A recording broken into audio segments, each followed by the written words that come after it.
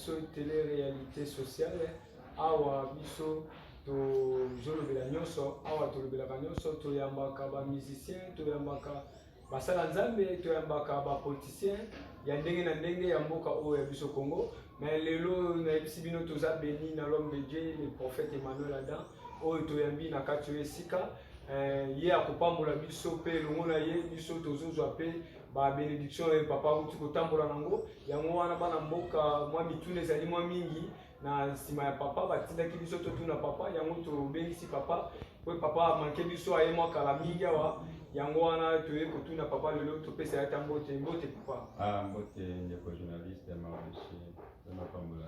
Merci papa toyambi yango na kombo na Yesu awa tozali na émission na biso réalité sociale awa biso tolobaka vérité papa yango moni mituna ya bana mboka ezali boye lelo tozosolola mwa moke na makambo etali na politique tomoni lelo makambo ezali bulu yeke na kati ya mboka toyebi te bino basala nzambe boza bato oyo biso tolandaka mpe bino bolakisaka biso direction quoi donc tolandaka mpe bino badirective mingi ezalaka bino basala nzambe bino baprophète surtout bino baprophète bomonaka lobi ekozala boye lobi kuna ekozala boye toyebi te mboka na biso ndenge ezotambola nano premièrement toyebi te ezotambola na ndenge nini papa?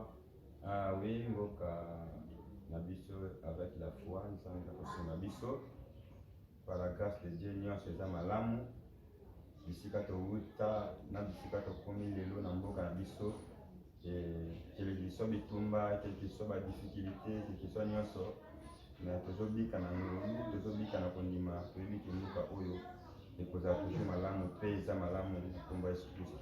Merci beaucoup papa tozali vraiment na kati ya mboka na biso mais tala ndenge tozobika lelo tozalaki na mokonzi ya mboka mosusu oyo azalaki na kombo ya président Joseph Kabila Kabange kasi lelo tobengami na président mosusu azali Félix Antoine Tshisekedi Tshilombo toyebi te différence fo ezala kaka papa ndenge balobaka kaka mafuta na mai toyebi te mafuta ezali wapi mai ezali wapi ndenge tozalaki na bamikolo oyo koleka na ndenge tozobika lelo na mboka Congo évolution ezali ndenge nini toza na basheke obe toza vraiment na mwa baavantage? Oui, ndeko journaliste soki esengi korépondre na motuna oyo tokoloba ete mokonzi na mokonzi ayaka asaka 1+, mboka eza lokola loboko na ntango bakonzi bazoya aza lokola misapi oyo ezoya kosala 1+ mpo loboko ezala malamu. Donc na tour moto na moto asali part na ye oyo eza ya malamu moto na moto azosala part na ye oyo alekaki papa Joseph Kabila asalaki mpe part na ye oyo ezalaki ya malamu malgré bato na mokili bakondima te mais nzambe amonaka likolo na se amoni et papa Félix Tshisekedi notre président actuel nzambe apamboli bisika ezali ye mpe azosala mosala na ye malamu azotambolaka malembe ndenge nzambe azolema biso. Oui, merci beaucoup papa. Nous profitons à l'occasion pour saluer notre président de la République, papa Félix Antoine Tshisekedi Tshilombo, na maman Denise, dans notre pays civil, notre bisika bozali. Papa, ton moni différence ezali vraiment parce que nous sommes ya tonika ba pont, ya tonika ba pont, ya ça va sauter mouton. Il paraît que chez Manon a été programme ezali déjà Joseph Kabila Kabange, hier il faut continuer to éviter programme ndenge zo moni lango. Est-ce que ezali comment mais idée bien ou des ali des mots ma vie? Oui, bandeko projet koki kozala esali santa mais bolamu ya projet ezalaka soki réalité nango ekokisami. Donc ntango papa Félix Tshisekedi Tshilombo notre président akokisi projet oyo eza eloko moko malamu nzambe apambola ye. Oui, merci beaucoup papa. Papa toyebi te vie sociale toyebi te nde tozomema ndenge vraiment tozomema mabe ezali ya po toza bato tokitaka sur le terrain tokutanaka mpe na bamama batekaka mapa tozotambola ebele na bawenze bamama bazolela mpona makambo etali vie sociale toyebi te vie sociale ezolobela o nini na mpana lokola moto na nzambe lokola l'homme de Dieu toyebi te papa? Bon na vie sociale bomoni moto na moto aza na moyen ya gérance na ye ndenge ozogere bareveni na yo oyo ozozwa nde yango ekosala mpe oyeba ndenge nini ya koéquilibre vie sociale na yo. Mais je crois pasi ebandi lelo na mokili te chaque année bato balelaka kaka vie pasi chaque année nanu tomona te année moko moto alela vie année oyo esengwa. Donc par rapport à vie sociale nzambe azosala ngolu oyo bazobika malamu ezali baoyo mpe bazobunda na ezali, mais avec la grâce de Dieu vie sociale nyonso en général ekozala toujours bien ndenge mboka ezokende. Merci beaucoup balangisa ngona biso tozoyoka papa ndenge azoyebisa biso malamu mingi donc papa azoyebisa biso so na comprendre malamu papa bitolenga kaka tozala kaka wana ekosimba elongo na nzambe tozala kaka wana mboka ekobonga kaka mais papa babima loba mboka ekobonga oyo ebanda kala yo nga na yo mpe toyokokuta ngo mboka ekobonga mais ti lelo bato bazolela mboka ezobonga te likambo yango ezalaka nini oyo maloba oyo ya mboka ekobonga kaka mais lelo mboka ezobonga te papa yo ozomona ndenge mboka ezobonga soki tolobi tozwa par exemple banzela ya bakongo banzela wana ezalaki mpona oleka na mutuka ezalaki problème, mais tala lelo oyo banzela ndenge eza élabore eza une partie ya évolution ya mboka. Lelo ezalaki boulevard du 30 juin ezalaki na bandi moko aller comme retour, lelo ekoma na 4 bandi mutuka ezoleka. Mboka ebongaka malembe avec le temps. Moto azoloba mboka ekobonga te bon nayebi te ya banda ndenge nini mboka ezobonga malembe. Soki tozi basérie 1950 1960 1900 quelque ndenge pays oyo république démocratique du Congo ezalaki eza ndenge eza lelo te. Lelo meme bapaya bakoti mboka libanda soki aye lelo awa na mpeme lupango na bango sika ndaki kovanda kobosana mboka ekendaka kaka malembe jusqu'à ce que bagénération ezoya évolution ezokota c'est comme ça mboka ekobonga mpe ezobonga déjà. Merci beaucoup papa wana mosala nzambe nde azoloba et puis maloba ya mosala nzambe ndenge balobi nzambe azalaka na nsima yango mpona kokokisa yango toyebi ke papa azoloba wana ezali ye te donc mosusu jésus christ kati na ye nde azoloba ezali baparole prophétique. Donc je crois que mboka na ngai Kongo ekobonga kaka ngai na yo congolais tosimba mboka oyo ekobonga kaka makambo ya bien nzambe abombeli biso. Oui papa tozali na batemps tozozela baélection toyebi te mboka yango eza na mwa nungunungu ndeti kaka 2023 makambo ekozala te ndeti kaka 2023 makambo ekozala na basiption toyoki ndeti kaka le rais Che Guevara kozonga ndeti kaka président en place va kotia mwa beton ndeti kaka no toyebi te mwa basango ezoyela bino mpe basala nzambe parce que bino bozali autorité minene mpe ya mboka oyo biso totalaka bino lokola prophète Emmanuel adango ndenge ozali boye tolandaka bino mpe na te mpe tolandaka yo mpe na basango malamu na yo ozali grand homme de Dieu na kati ya mboka oyo yango toyebi te lokola basala nzambe vraiment tuka makambo élection oyo papa na boyebi na bino na mwa bwanya na bino boza nango wana vraiment na makambo etala élection papa tokoleka nango mpe tokoleka nango te mpo biso tozwi na basiption te vraiment. Oui, merci beaucoup ndeko journaliste. Makambo eza lokola élection eza organisation ya mboka biso basala nzambe tobondelaka toujours mpona mboka biso basala nzambe toorganisaka élection te. Donc ce qui concerne l'organisation des élections wana ezoconcerne bainstitution ya mboka président de la république baministre nde bakoyeba selon baplan to baprogramme ya mboka nde kosalaka élection ezala to te. Bon pour moi et je crois qu'avec Dieu et kozala ndenge nzambe azosunga mais nous les hommes de Dieu tozobonda biso rôle na biso kaka kobondela mpona mboka ezala na kimia poti makambo nyonso esalema. Donc je crois c'est un peu ça.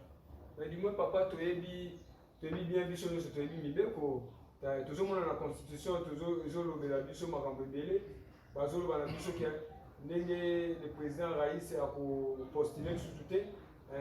Est-ce ezali mpe possible mwasi na ye mama Olive akoki kotia mpe mutu place yango wana abundana na bana mibali?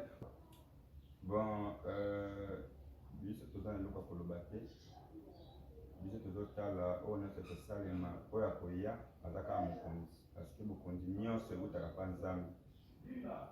Ntango nzambe atieli bino mokonzi azala mwasi azala mobali biso tokozala kaka suka ordre na ye soki ezali mama akozonga soki ezali nani suffit toleka nde na baélection bango mpe bapose bacandidature na bango ça va aller oyo nyonso akoya akozala kaka moto akokamba mboka oyo nzambe abongisi. Donc biso basala nzambe biso na biso eza kaka kobondela kimia ekomela bongo na mboka na biso ya Congo. Merci beaucoup papa. Nous sommes direct papa, nous sommes suivis partout dans le monde entier. Nous sommes suivis aux États-Unis, nous sommes suivis au Canada et nous sommes suivis aussi en Afrique du Sud. Nous allons vraiment partout dans le monde entier. Dans une question, la partie de la politique de tous sur la question où tu vraiment libana mboka ba ndeko babisina tout na yo bulu yeke oyo ya bato lamuka plutôt bato IDPS et on les allait pouvoir en place bango bazaki na mwa boyokani ebandeli me tozomona bulu ekota ndeti kaka bato mosusu balongwana bango na idps bakeye papa kabila toyebi te ese mokonzi ya mboka azolandela bango bien te obien ndenge nini bazali très très en tout cas boyemeka vaya koexplike biso na mwa connaissance boza yango na makambo etali politique. Vu notre niveau, les serviteurs de Dieu, makambo oyo eza ya baorganisation ya baparti politique biso toza na kati wana te toyebi te soki bawelelaka nini to eza nini wana toyebi te biso role na biso ezali kaka kobondela mpona kimia donc soki baza na mwa mbingaminga kosenga na bango bazala na boyokani parce que toza ekolo moko toza mboka moko tozoluka progression moko nzambe avandaka na mboka esika kimia ezali tokosenga na bango boyokani ezalaka entre baparti nyonso moto oyo abumisami akamba biso na tour ya parti na ye tondimi kaka eza kaka bongo mokili ezalaka kaka tour le panier soki na port tokosenga bato bangambo nyonso baparti politique ya république démocratique du Congo kimia pour l'honneur de notre pays kimia mpona honneur ya mboka na biso po te avancement ezala kobendana kobundana ezali vraiment na litomba te oyo biso kolobaka kaka tosengi kimia ezala mpe nzambe abatela bayebanso. Merci beaucoup bandeko bolandi émission na biso réalité sociale tozalaki na l'homme de Dieu le prophète Emmanuel Adam ye papa apamboli biso lisusu alobeli biso mpona mboka toyebi ke maloba mosala nzambe eleki pamba te maloba mosala nzambe vombe elekaka na mve te donc nzambe azalaka na nsima nango mpona kokokisa nayebi ke mosala nzambe ndenge asakoli likolo boye mboka oyo ekobonga kaka ekobonga malamu papa tozali na mituna mosusu ya kotuna yo toyebi te lokwa tokuri mingi na nsima ya temps tozosola mwana alombango mingi tozali na po atoyambaka na bamusicien nyonso ya papa chaîne oyo ezali mission sociale ya réalité donc tozoyamba meme bamission profane meme bamission chrétienne donc nyonso toyambaka mais toyebi te papa toyebi ozali jeune prophète oza moto oyo nzambe apesi likabo oza moto oyo nzambe aponi avant l'âge bato mosusu mpe baza na baage na yo me bazali nanu na vie wana oyo tolobaka lelo vie ya mokili wana elobeli ya bato kaka ya mokili bavie ya mokili ndenge ezalaka toyebi te papa lelo tozomona bandeko na bino na bandeko na biso ya bamusicien profane bazobeta miziki lelo ekomi mwana moke abanda kofinga mokolo nayebi eza na bana mike bazomanke mikolo me toyebi te soki oyo eza réalité sociale ya bosolo vraiment donc vraiment tolobaka ka vérité donc lokola ezali réalité sociale tozomona baleki oyo bazobanda misiki sika lelo kofinga bagrand na bango lokola baweranson kofinga bagrand na bango lokola bafali pupa kofinga bagrand bazali minene lokola bajibe piana bapapa kofi olomide bango bazali baoyo babandi misiki likolo toyebi te conseil nini okopesa na bajeune talent oyo bazoya lelo esengeli kaka omanke mokolo mpo oyo ozwa succès ou bien ezali maki ya politesse. Réalité sociale. Le respect eza eloko oyo esengeli moto azala na botama na yango na kati ya famille selon mpe éducation ndenge moto na moto azali kobima nango na famille na ye.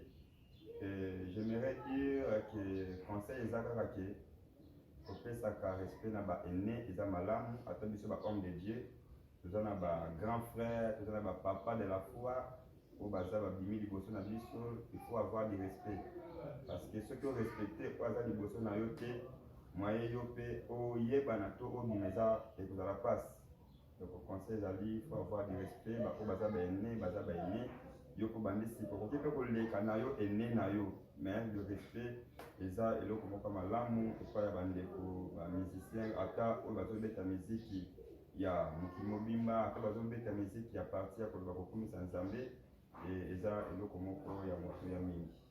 Merci beaucoup bolandi bino bajeune talent ya musique bozoya kofinga bayaya na bino bozoya awa mpona komanke bayaya oyo babandi misala oyo liboso na bino oyoki l'homme de Dieu le prophète Emmanuel Adam ndenge azoyeba na bino azopesa bino toli donc kotosa bato bazali likolo mpo baoyo mpe bazoya na nsima mpona baleki bameka mpe quand même kotosa bino yango namoni awa na émission na biso tolobaka nyonso tu papa toyebi te lelo vraiment boye na kati etonga la victoire de Jésus Christ oyambi vraiment lokola frère na biso héritier Watanabe oyambi lokola papa na biso Weranson toyebi te okoyamba ya l'honneur omi okoyamba ya lokola mundimi moko boye kaka simple afana na yepe kaka place na fula batunde ezalaka kaka bien akozala na place moko ozala spécial vraiment lokola Weranson autorité mpe ya monene musicien icône ya monene ya mboka oyo toyebi te idée na yo kozala nini papa? Oui, topesi bamombo telisika bazali. Oui, on profite à l'occasion pour saluer les Weranson et baeneni nyonso to ya musique wana prophète Emmanuel Ada pesi bino mbote etake l'homme de Dieu azalaka na poma mutu te même bino nyonso bozali bandeko na ye. Oui, ce sont nos frères. Ceux qui baillent dans la carte église, il faut les jeter dans notre tête. C'est une grande bénédiction pour nous, ceux qui baillent. Et dans la carte église, il y a un ordre établi, le protocole basali selon l'administration de l'église. Parce qu'il y a un baillé, il y a une place où c'est à l'aise. Parce que l'église doit apprendre pour le Misabaningate, donc ceux qui baillent, la bienvenue, le bienvenu aussi. Bakoyambama très bien na place où Seigneur et maintenant kavanda papa kovanda ndeko kovanda et kozala malamu oleba baka ina suka no kozala na place na ye à l'honneur na ye et tant que pe ba icône ya mboka protocole bakoyamba bakopesa place ebongi mpona ye. Merci beaucoup bolandi vraiment sango malamu oyo boyoki papa le prophète Emmanuel Ada ndenge alobi awa bango babwakaka mutu te awa mutu nyonso tazali ti soki atteindre kona biso ministère profane moko ayawa akozwa place esengeli na ye azwa akozwa te place esengeli mutu nyonso azwa azali na place na ye esengeli na ye azwa. Oui papa toyelandi vraiment malamu mpona batoli oyo opesi mpona bana nzambe. Oui papa tozali lisusu na makambo etali bamusicien chrétien lelo tozomona bandeko na biso bayembaka bazokoma lelo chantre mpe akoki kokoma pasteur bakomisi ye to bien lokola yembaka na dimension ya onction ya nzambe akomi na ye mpe kosala église na ye alobi non nga mpe fona bana koteya lokola nayemba na koti ya bato na mozindo vraiment ya prière ekosenga nga mpe na teya ekosenga mpe nasala église nakoma pasteur. Est ce que papa epesameli vraiment bongo bien yango eza kaka basentiment ya bayembi ndenge ezalaka? Réalité sociale. Journaliste, merci pour la question. Quand la pasteur, c'est un appel. C'est un appel pour les bandits qui ont benga kiyo. Ceux qui ont benga yo na ministère ya koyemba, na mosala ya koyemba, okotika na koyemba. Mais biso toza ko placer batu te ke oyo lokwa yemba ka côté ya ki oh non. Donc maintenant nous devons dépendre na ndenge zamba bengela ye. Nous zamba bengela ya yemba ka za pe mokei, za pe mosakoli. Donc c'est comme ça. Si quelqu'un a yemba ka mais comme un pasteur, gloire à Dieu. Nous sommes tous à la contribution à corps du Christ pour qu'on voit Yesu Masi à Yesu le coup, ça peut pas problème. Mais ça capable ce qui est appel na yote, on l'a dit en gros selon le sentiment, selon quoi envier baninga, n'est comme un passe. Mais ce qui est appel na yo, et je vous bénis encore bon matabo tiens le bapé oui malengo. Le papa na biso le pasteur Mbiye, il chante, et il est un prédicateur. C'est un prédicateur quoi on appelle de Dieu. Dieu est né dès le sein de sa maman. Donc c'est comme ça, comme notre frère, le pasteur Mike Kalambay. Oui, Ayemba Kamasa, un appel na Yemba Bengelaye. Donc c'est comme ça, ce n'est pas un grand problème ceux qui m'ont Ayemba à comment peut servir une zambe na kati ya parole de la ministère, c'est ça. Merci beaucoup papa, le prophète Emmanuel Adam. Bandeko bolali losango ya émission réalité sociale. Boyoki ne papa lobi na biso pona makambo tali ba chantre balobi oyo azwi appel te atika la place na ye papa lobi oyo azwi appel te afanda bisika na ye azila appel nzambe ya kokota koya ko décrocher ye akozwa place na ye pa nzambe pona koteya. Donc lelo ko mateka ko kocha ba na dimension yo moyembi lokolo sala ka boye to ngai pe na kuzana na capacité ya koteya. Non, ce n'est pas ça, tout c'est l'appel à Nzambe. Le autre moni papa atangeli biso kombo ya pasteur Moïse Mbiye, atangeli biso kombo ya pasteur Mike Kalambay. Bon bazaki moko ba yembi pe, mais le Nzambe acha bango suna linima ya batei, bazali ba prédicateur minene na mboko, mais papa ba prédicateur minene ya mboka oyo lokola papa Moïse Mbiye na papa Mike Kalambay. C'est étonnant comment ba Nzambe ba koko koma na niveau moko boye, bazoyoka na te na ba niveau na bango wana, to éviter est-ce que l'information comment na bato ina yo comment quitter. Nous tout à l'heure dans les réseaux sociaux, comme on a pasteur Moïse Mbiye, comme on a pasteur Mike Kalambay, soit disant bazalaka ba ndeko beto yoka kaka na mokili yango, bazalaka ba cousin, bazalaka ba fana ndako ba oyo, ba fana ndako ba oyo. lelo oyo biloko ya mokili ekaboli bango wana ezali lokumu ya nzambe yo bene conseil nyoko kopesa mpona bango papa. Mon papa Makamba Jérusalem nzambe apambola yo papa na biso Moïse Ndiye réserve de l'éternel nzambe apambola yo basuccès etambolaka na mokaka na mokili misusu mpe bamemaka sango ya likambo eza vrai misusu mpe bamemaka sango ya likambo eza faux mais ce qui est utile et à retenir eza kaka te actuellement toyebi ndenge bazovivre te ntango mosusu babenganaka bakutanaka basololaka lokola nga na yo toyebi ndenge bango bavivaka te tokoki kwanaka kotambusa sango. Mais moi je crois tant que les enfants de Dieu baza na bango à bon terme basololaka bien et nyonso eza nango malamu. Mais je crois que nyonso eza nango malamu. Bon papa aza na information te vraiment na makambo etali vie sociale vie ya papa Moïse Ndiye na vie ya papa Mike Kalambai aza vraiment na ba réalité sociale. ayebi te ndenge bazovivre mais lelo tozomona biso toyebi ke papa Mike Kalambai azwaki contrat moko ya majabu wana ipare ezalaki epai ya paster Moïse Ndiye yango elukaki mwa baproblème ekotiaki mobuli eke na makambo na bango na baministère na bango ya bonzambe lelo tozomona majabu yango mpe epanzani makambo ebimi ebele na bareseau sociaux mpona papa Mike Kalambai azwi mwasi ya bato ayembaka ipare papa toyebi te ezali kaka makila bayembi wana nde ezoganga bien makila pastoral nde ezoganga na nzoto ya basala nzambe boye mpona kokweyisama na baekoko kokweyisama na makambo ebele ezotala lokola bulu yeke na mboka na biso bien na mosala ya nzambe vraiment oyo ezopesa vraiment lokumu te na bato balandaka bino vraiment. Ce que je vais dire aux enfants de Dieu, Bible ezoloba qui es-tu de juger mon oin. Donc nous ne sommes pas là pour juger les hommes de Dieu, mais vous devez savoir il y a des réalités à makambo toyoka quand même dans les réseaux sociaux. Mais sauf que vous avez la vérité, mais sauf que vous avez la fausseté. Donc nous ne sommes pas là pour juger. Ce qui est la réalité, j'aimerais dire que ce sont des choses passées. Mais ce qui est la réalité, c'est bon, je ne sais pas. Mais ce que je vais retenir, on ne juge pas les hommes de Dieu. Mais je crois que basé la bonne voie, mieux c'est l'amour, tout est en bon état. C'est ça. Amen. Bienvenue le Seigneur. Bino moko bolandi papa le prophète Emmanuel Daye azalaka na problème mututé. Je crois bozolanda ndenge elobeli na ye, bozolanda ndenge elobeli na ye vraiment na ebité bozomona vraiment ke azalaka na problème mutu moko te. Donc moko etali ete na ndenge mabe te yango moni a soulever ba point wana donc bango baza kimia ye paza na problème na bango te ye papesika message ba conseil kaka na part na biso makasi ndenge lekeli. Oui papa tozali na mutuna moko ya suka to tuna lelo tokoki kofanda pe boye papa lokola homme de Dieu le prophète Emmanuel Ada oleki pe na émission moko ndenge oleki na réalité sociale na biso boye obandi pe koloba ne ba bêtise oyo ezali lokola bana bazotala bakoki oyoka ote lokola homme de Dieu munene na kati ya mboka oyo autorité ya munene na kati ya mboka oyo okoki pe kofanda bandi koloba ba bêtise na pe journaliste na peso micro nazo poser ba question ezali ya bêtise ezali limité ya kopasser message epai ya bana nzambe ou bien et c'est que nous avons passé message à vous, c'est que nous avons passé malamu à Jésus Christ. Tu éviter ce que vous pouvez me oui pour répondre. D'abord, premièrement, toi, les journalistes à Otang, vous ne pouvez pas provoquer la question de bêtise parce que vous avez une famille, vous avez sorti dans une famille, vous avez bien éduqué. Donc, quand vous avez déjà pour démissionner, c'est-à-dire que ça passe. Mais pour moi, tant que vous avez démissionné, et je vais dire arrête avec ces choses-là. Et je ne peux jamais te répondre à ce genre de questions. C'est comme ça.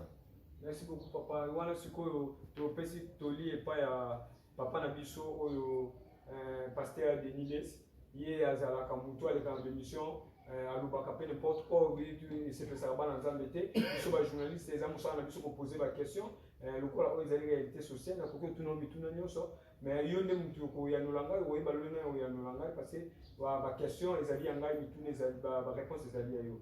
Mais ce que tu pèses pas pour la biso et ni bien si tu pèses tu ligne au pèse pour na epo na ba makambo yo ka pour na yo tout ça on a le bango pour tout couvrir le temps Nzamba Pambola les prophètes de la nation les prophètes de l'île c'est un père qui a bougé le Congo et le monde entier donc Nzamba Pambola mingi tout des chapeaux bisiko zali Nzambe a full ça pe na makambo belé ya loba ya ba réalité na kata mboka oyo salema. Et concernant Makambu, je n'ai pas un conseil à donner à notre papa, mais Nalbi Nalinga Mingi, Zambia Pambole Mingi. Parce parce que nanu nga nakutani na nga na biso oyo moto akoki koloba mpona ye te to ya koloba mpona motu. C'est un peu ça. Donc papa pour les chapeaux bisiki ezali komata lisusu nzambe apambola ya mingi. Merci beaucoup pour la réalité sociale. Je profite aussi à l'occasion pour saluer les pasteurs de Niles, prophète de la nation. Yé balukelaki makamute yango pour papa talanga journaliste na yo marché l'outil. Na pesi yo moto bisiko zali mosala nzambe ya nguya mosala nzambe monene na pesi yo moto bisiko zali. Oui papa ba message nini ezali pona makamute ali tonga la victoire de Jésus-Christ. Message ezali na été milu ezali ko bongisa makuna bien basango ezali te tozana ya kufanda toujours sambela kaka. Ah oui, merci beaucoup. Na église prophétique la victoire de Jésus. Et eux, ils ont dit bon, on a quatre communauté, il y a MCM, Mission du Christ dans le monde. Et tout ça, ma bonne ici, nene, eux, ils ont banda bongo les 17, il y a moi, eux, ils ont dit à août, eux, ils ont dit bongo, aussi la le 4 septembre. Ils ont ma bonne ici, nene, tout bien, ils ont ensemble, boya partout, bozali, partout, na ville province à Kinshasa, boya, bolanda biso en ligne, en direct, na bamboka nyonso bozali dans le monde entier. Nous avons prié, nous avons de la thème na biso ezali mais par la grâce, l'église de Zoami Bongo na commune ya Ngaliema, quartier Mama Yemo et vers précisément City, bana City na pesi bino mbote zamba pambola bino. Nous avons avenue Yanfou na pene ya école Espoir ou bien école SSAM. Avenue Yanfou numéro 17. Bana avenue Yanfou nous avons pambola bino nyonso. Et tout bengi bana ya Congo mobimba partout bozali doit assister na séminaire ya 14 jours wana nzamba ngolu akozanga te ko visiter bino bisika nyonso bozali. Merci beaucoup. Merci beaucoup papa le prophète Emmanuel Adam. Papa ba surprise ezali vraiment pour na malamu vraiment ba surprise ezali mingi pour na makambo tali séminaire to éviter loboko nzambe zo sala kuna obendengeni. Batu ba ya ba ko vivre la main de Dieu ou bien to éviter kuna vraiment ba bi prophétie les prophéties bazo benga mikolo yo communication prophétique donc yo place nyonso ezali faut sentir en auto éviter message ni yo surprise no bombe bana nzambe. Et miracle eza eloko ba programme kango te miracle eza un effet inattendu au moto akanaki te yango tokoki kobongisa te miracle ezala tout tel non mais tobengi bana nzambe baya bakokutana siko na nzambe oyo apekaka miracle de partout bozali boya et nous avons un Dieu qui agit puissamment et akosala pe na bavi na biso na bavi ya biso banso tozoluka pour mabota pour misala nzambe na biso azopesa biano. Je vous appelle de venir participer à ce grand rendez-vous oyo ekodérouler awa le 17 août. Merci chers téléspectateurs papa tozalaki na papa Emmanuel Adam oyo tozalaki béni na lelo na émission na biso tokumi na suka papa toyebi te émission eza suivi partout dans le monde entier na Congo tozali na bakwa nyonso tozali na mboka ya Kikwiti tozali na Congo central tozali na baprovince ebele tozali na Lubumbashi tozali na baprovince ebele na baniveau na biso ya Bakatanga kuna tozali na baprovince ebele toza suivi vraiment toyebi te na bakwa nini vraiment bamessage ekoki kokende kote bana la victoire de Jésus-Christ bazali balanda mpona mosika mpona kopesa bango basango mpe na kopesa bango mbote lokola émission komi na suka. Topesi mbote pe topesi sango na bana la victoire de Jésus pe na bana nyonso ya corps du Christ partout dans le monde à partir ya États-Unis na ndeko de wei nzambe apambola yo topesi mbote na Canada na mama Mireille na Canada topesi mbote na Canada na sœur Niclette Banda nzambe apambola yo message ekomela yo topesi mbote na France baya ndeko Vital nzambe apambola yo topesi mbote na Allemagne pa ndeko Edouard Manzambi Zamba Pambola yo et topesi mbote na les prophètes Jordan Senga, les rouleaux prophétiques, tableaux prophétiques. Que Dieu vous bénisse, que Dieu bénisse bana nyonso ya l'église la pierre angulaire de bengi sibino na milulu oyo les prophètes Frank Capella.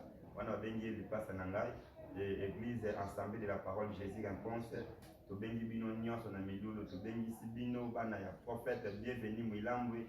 Ça c'est mon père Zamba Pambola yo. Et tout petit mbote na mon père, le pasteur Jaime Engambe, coup de chapeau. Ici que Zali, Zamba Pambolo Mingi, tout beau samité maman nangai, maman visionnaire, maman Dorcas Likonzi, Zambe Apambolo Mingi, Zambe Apambola maman Botinga, maman Shekina et papa Emmanuel Pembele, et maman Mvindu, du Bota Mobimba, Zamba Pambola Bino, Peba la victoire de Jésus, tout bien ici Bino. Réalité sociale. Beaucoup de la décité, Boya de partout Bozali.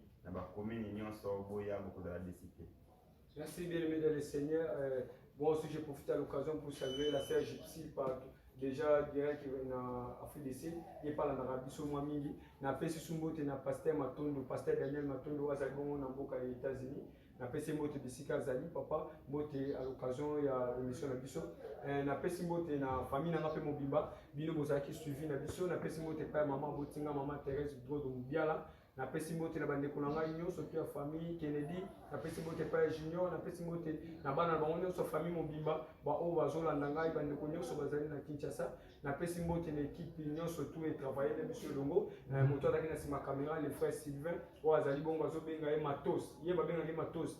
Afandisi pour ma caméra équipe ne mobimba, ba frère Francis bango nyonso tout ba sœur Sephora, na pesi bango mbote bango basaka musala na kati ya régie wana ezali régie malamu. Yango na kopesa sumbote na ba serviteur nyonso tout pe ba servante basaka musala na kati tonga la victoire de Jésus-Christ. Bien aimé dans le Seigneur, ceux qui te joue espace ezali pour na tonga la victoire de Jésus-Christ. Akabeli biso espace lelo pona kosala émission oyo bayambi biso lelo na kati ya ndako oyo ndako oyo yambaka bapa yango epambamaka yango ekoniata na biso awa tozwi lipamboli epai ya papa le prophète Emmanuel Adam. Je profite à l'occasion pour saluer la visionnaire de cette église maman Dorcas Likundi, na pesi baserviteur nyonso mbote, na pesi évangéliste Erigen, na pesi apôtre Njuzi, na pesi frère Rock, na pesi baprotocole nyonso pe bachantre bayembi bato nyonso tu basaka mosala na esika oyo bamodératrice bamodérateur bato nyonso basala mosala bainterprète bino nyonso tu mbote malamu mpona bino mokolo malamu mpona bino yango moni tokutani na mikolo koyembe bo restez branchés, n'oubliez pas de s'abonner pour notre chaîne. Abonnez-vous massivement pour que vous ayez des émissions partout dans le monde, pour que vous ayez des réalité sociale partout dans le monde. Makamotali mboka, makamotali ba ndeko ba musicien, makamotali ba pasteur, ba prophète, ba monyo surtout na émission de réalité sociale. Merci beaucoup, je vous salue au nom de Jésus. On était bénis avec l'homme de Dieu, papa. Tout comme na souka, tout comme au téléma. Au passé, au pays Satambo Teka ya souka boé. Na munaki béni na koko banda lobo au tepa ya l'homme de Dieu. Yango mona sengi papa lobo konaye. MC soit koko pambola ngai pe. Yango mona. Samba pambola yo. Merci beaucoup papa. Koya émission na yo ekende partout na États-Unis, na Canada. Otambola partout dans le monde. Ba kondi ba mona yo. Papa ote fongamela yo. Et toki na liboso. Nzambe ya Dotomo Nangai Apambola yo et je vous bénis tous. Merci beaucoup, au revoir.